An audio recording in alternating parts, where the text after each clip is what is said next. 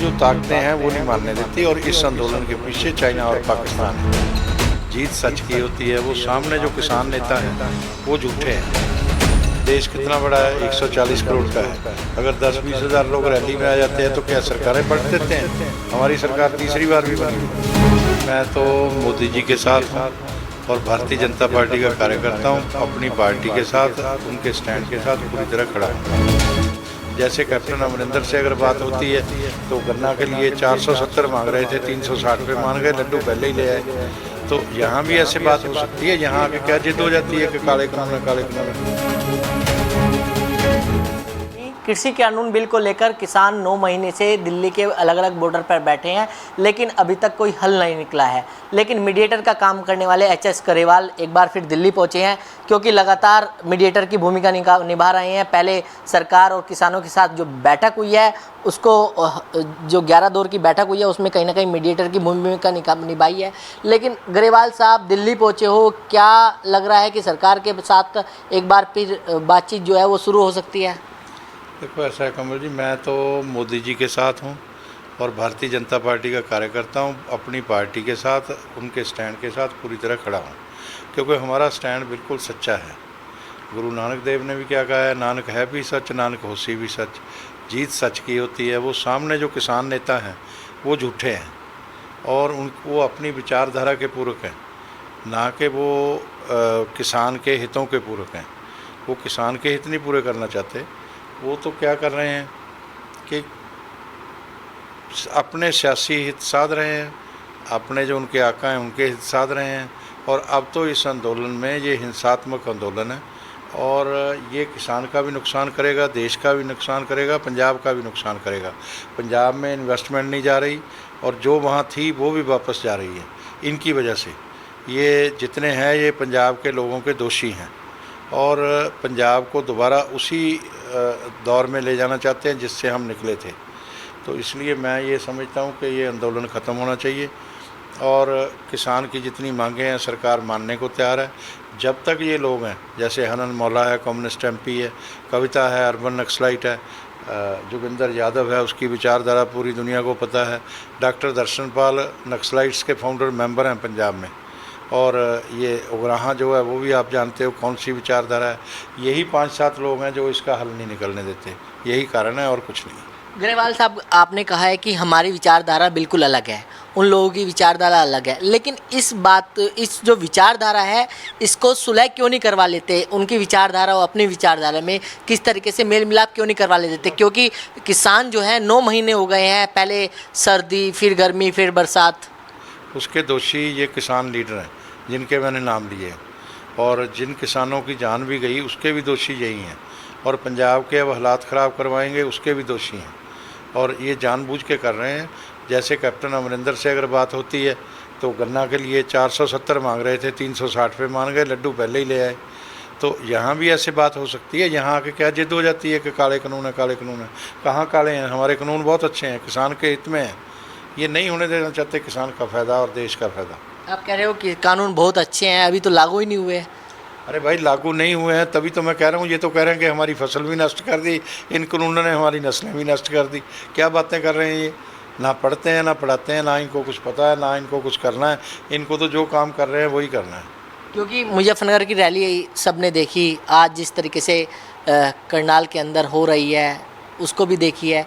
कैसे देख रहे हो रैली? आज से भी सहमति जो है वो नहीं बन पाई है। अरे भाई, देश कितना बड़ा है, 140 करोड़ का है। अगर 10-20 हज़ार लोग रैली में आ जाते हैं तो क्या सरकारें पलट देते हैं? हमारी सरकार तीसरी बार भी बनेगी, ये रोक नहीं सकते। और ये तो पहले भी हमें वोट नहीं देते, आगे भी नहीं इन्होंने देनी। तो इसलिए इनको तो जो काम करना है वही करना है, देश का नुकसान करना है। लेकिन प्रदर्शन करने का हक सबको है, तो इंटरनेट सुविधाएं जो है वो क्यों बंद कर दी गई फिर? अरे उससे क्या हो गया? जब दिल्ली में लाल किला में जा घुसे थे तो फिर क्या वहाँ भी कुछ भी कर सकते हैं? ये तो हिंसात्मक लोग हैं। कम्युनिस्ट जो हैं वो तो जिस फैक्ट्री पे झंडा लगा दें उसको बंद करके जाते हैं। ये कम्युनिस्टों का झंडा गड़ा है तो किसान का नुकसान करके जाएंगे। तो अब हल कैसे निकलेगा? हल कोई बातचीत होगी किसानों के साथ या नहीं होगी? क्योंकि बीजेपी के एक नेता ने कहा है कि मैं बीजेपी के संगठन से बात करूंगा किसानों की समस्या, क्योंकि बातचीत हो, हल हो। किस नेता ने कहा? चौधरी बीरेंद्र सिंह ने। चलो उनकी इच्छा है वो करें, उसमें वो उनका विचार है। पर इनके विषय में जब तक ये जिद नहीं छोड़ें तब तक ये फैसला होना नहीं। कानून तो रद्द होने नहीं, हमारे कानून बहुत अच्छे हैं, उसमें कुछ चीज़ें जोड़ी जा सकती हैं। तो उसमें अगर ये मानते हों तो मना लें, वीरेंद्र सिंह जी मना लें, हमें क्या है, अच्छी बात है। तो हमने तो कोशिश करके देख ली, ये मानते नहीं हैं, हमारे मिनिस्टर ने एफर्ट्स कर ली, नहीं मानते। तो ये तो उल्टा हमारे वर्करों की पिटाई करनी शुरू कर दी और तालिबानी फरमान सुनाने शुरू कर दिए। अब कहते हैं नॉमिनेशन नहीं फाइल करने देंगे, प्रधानमंत्री को पंजाब नहीं आने देंगे। इनकी क्या ताकत है, ये समझते नहीं देश क्या है। ये तो बिना बात के इतनी बड़ी बड़ी बातें कर रहे हैं जिससे नुकसान करवाएंगे पूरे पंजाब का, और करवा ही रहे हैं। और पंजाब आर्थिक तौर पे बहुत तबाह होने के किनारे पे चला गया है और इनकी वजह से जा रहा है। तो अब हल कैसे निकलेगा? कोई बातचीत होगी या कोई आप बातचीत उन किसानों से के साथ चल रही है? हल कैसे निकला है? ऐसा 20-22 जथेबंदियाँ मान रही हैं, मगर वो इनसे डरते हैं कि ये इनको असल में पता क्या चक्कर है। जब ये रुद्र सिंह मानसा बोला तो इसने कह दिया कि ये ऐसी मूवमेंट है, ऐसी मूवमेंट है, बोल दिया था ना, तो उसका टेंट टुंट भी तोड़ दिए थे। और उसके बाद में उसको फ़ोन आता है कि बंदा बन, अगर जिसका माल खाओगे उसकी बात भी मानोगे। तो ऐसे ही राज्यपाल के साथ हुआ था, ऐसे ही बाकी लोगों के साथ होता है।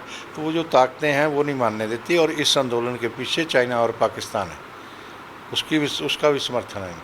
वो कैसे कह रहे हो आप? ये जो आपने आज कहा कि पाकिस्तान और चाइना है, वो किस तरीके से? ये रुद्र सिंह और राज्यपाल कैसे सीधे हो गए बाद में? पहले जो बातें बोल रहे थे अब नहीं बोलते, अब बोल के दिखाए ना। और वो चुनूनी जो चुनाव की बात कर रहा है, तो चुनाव लड़े हैं पर किसान को गुमराह करके क्यों लड़ते हैं? आए, पहले भी आए थे, जमानतें जब फिर होंगी, अब भी लड़ लें, अब भी होंगी। इनको नहीं वोट पड़ती 1500 से ज़्यादा, लड़के देख लें। लेकिन जिस तरीके से मुजफ्फरनगर के अंदर रैली हुई और उसके बाद करनाल के अंदर रैली हुई, क्या लगता है कि बीजेपी को आने वाले विधानसभा चुनाव में इसका खामियाजा भुगतना पड़ सकता है? खामियाजा नहीं भुगतना पड़ेगा। हमारी राजस्थान में चुनाव हुए थे, इसी आंदोलन के बाद हम वहाँ जीते, और हमारे प्रधानमंत्री की पॉपुलैरिटी। राजस्थान में तो कांग्रेस की सरकार है। नहीं, सरकार कांग्रेस की है, पर पंचायतों में, जिला परिषद में हम जीते। अब पंचायतों में भी 40% सीटें हम ले गए, कांग्रेस की सरकार है वहाँ। तो हमारा तो समर्थन बढ़ रहा है। और बंगाल में कह रहे हैं ये राज्यपाल लोगों को गुमराह कर रहा है। हमारी तो 3 सीटें थी, 200 से 3 पे आ जाते तो कोई बात थी। अब 3 से हम 77 पे चले गए, 10% वोट से 37% वोट पे चले गए। हमारा क्या नुकसान किया इन्होंने? अब पंजाब में हमें कहें कि आपको मार दिया, हमारे पास तो 2 सीटें हैं, जो होगा इजाफा ही होगा ना। तो क्या करेंगे ये? यूपी में हमारा कुछ नहीं बिगाड़ सकते, मैं आज कह रहा हूँ। तो बिल्कुल, ये थे एच.एस. ग्रेवाल, जिन्होंने नवोदय टाइम्स पंजाब केसरी से खास बातचीत की। दिल्ली से कमल कुमार कंसल, नवोदय टाइम्स पंजाब केसरी टीवी।